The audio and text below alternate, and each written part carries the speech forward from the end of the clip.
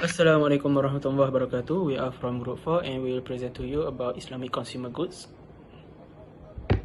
Before we go deeper in the presentation, I would like to introduce you to our group members, which consists of me, myself, Hanis Hashimi bin Syamsul Bahri, Siti Aisyah binti Muhammad Amin, and Maizatul Husna binti Abdul Khair.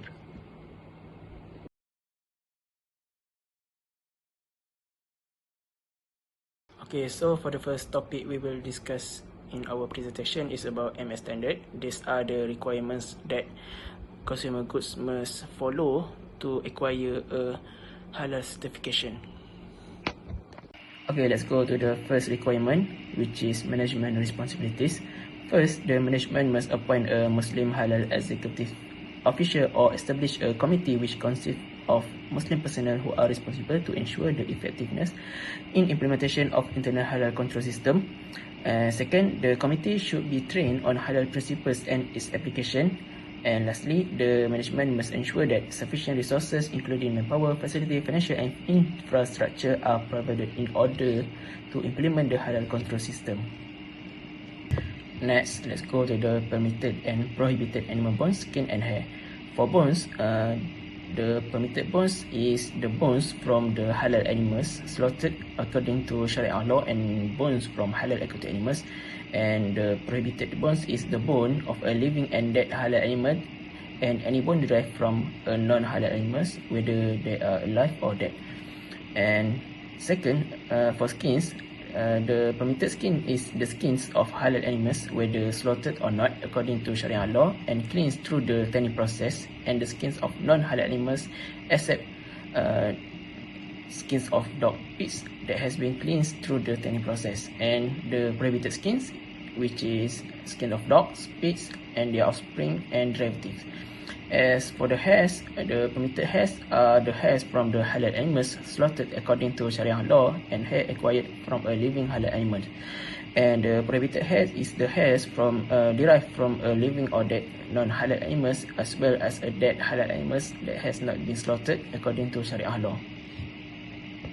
Next, let's go to the next requirement, which is premises. First, only the permitted animal bone, skin and hair, which I explained before, may be processed on the premises. Next, the premises must be effectively segregated and separated from any pig farms or their processing facilities to avoid cross-contamination. And lastly, animals, including pets, are not permitted on the premises. Next requirement is equipment, utensils, machine and processing aids. Those must be designed and constructed to make cleaning easier, and then they shall not be made from or contain any materials that are declared as najis by Sharia law. And third, they must only be used to produce halal consumer goods. And lastly, the equipment, utensils, machine and processing aids which were previously used or in contact with najis al-muwallazah shall be ritually cleansed as required by Sharia law. The next requirement is hygiene and sanitation. This is because the aspect of personal hygiene, clothing, equipment and premises for manufacturing consumer goods are important. The consumer goods shall be processed, packaged or stored under sanitary conditions and licensed premises in accordance with good hygiene practices GHP and or good manufacturing practices GMP. Let's go to the next requirement, which is pre-processing. As for animal bones, skin and hair, they must be cleaned before being processed into consumer goods. As for skin, it should follow the tanning process. And for the bones and hair, it should undergo appropriate cleansing process that does not violate Sharia law. As for the uncleansed bones, skin and hair, it should be stored separately from the cleansed one. The next requirement is at the processing, handling and storage process. So the processing, handling and storage of Islamic consumer goods should not contain animal parts or products that are non-halal according to Sharia law. Next, it must be free from najis. And third, it must be safe and non-hazardous to health. And fourth, it must be prepared, processed and manufactured using equipment and facilities that are free from najis contamination.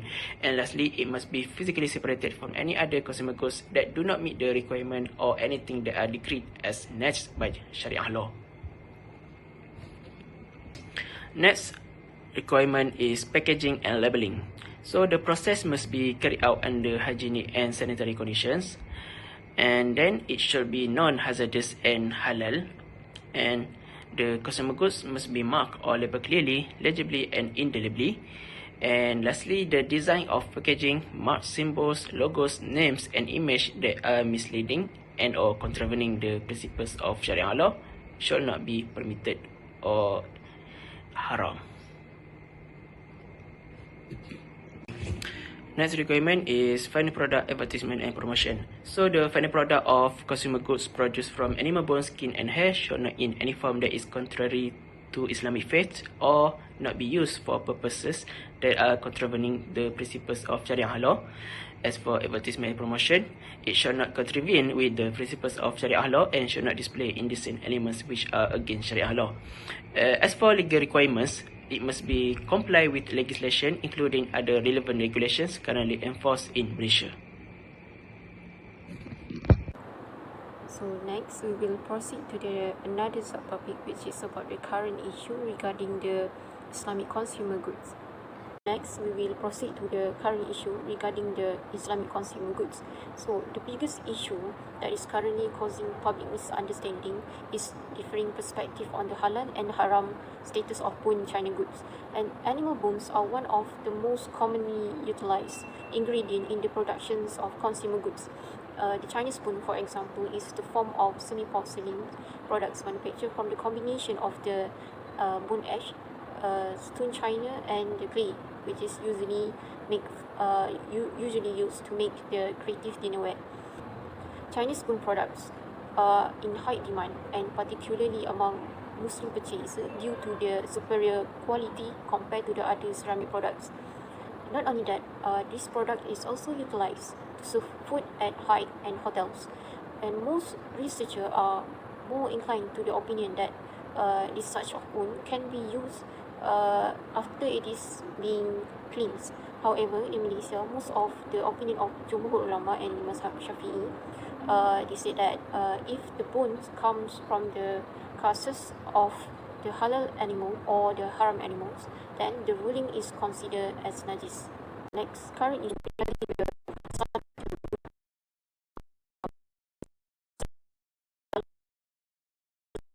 brushes begin to be sparked when the laboratory tests confirmed that they were indeed tools sold in the market using pork brittles.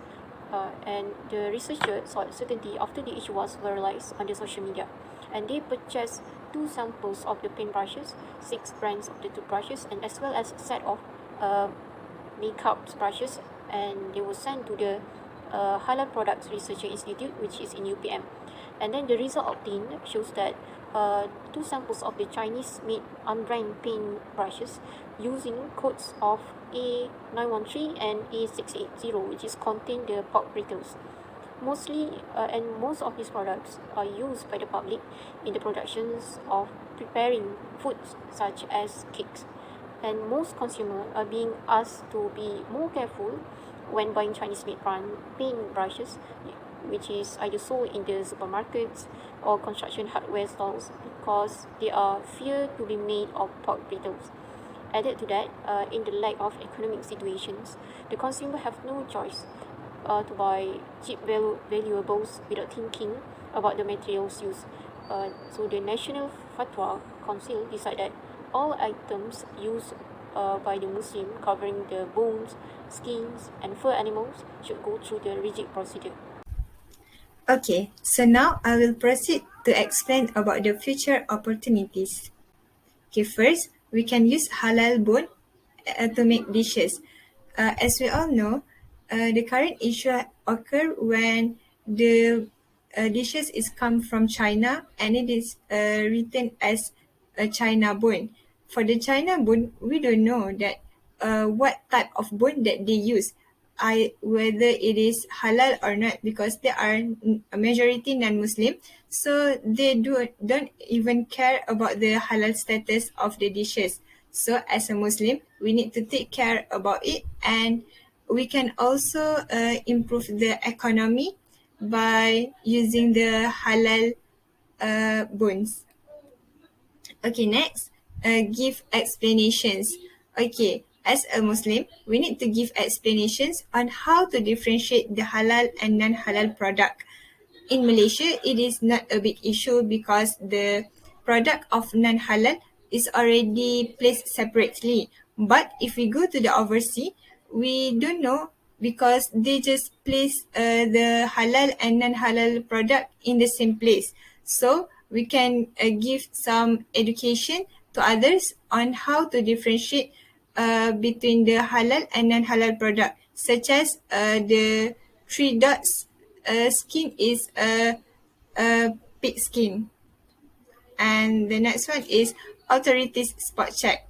The authorities should check the shop that's selling halal brush or not, and avoid from cheating the halal status of brush. For example, this brush is from a star and it is already written at the back of the packaging that this brush is made from non-halal hair, but the shop cheating it by put the sticker at the back.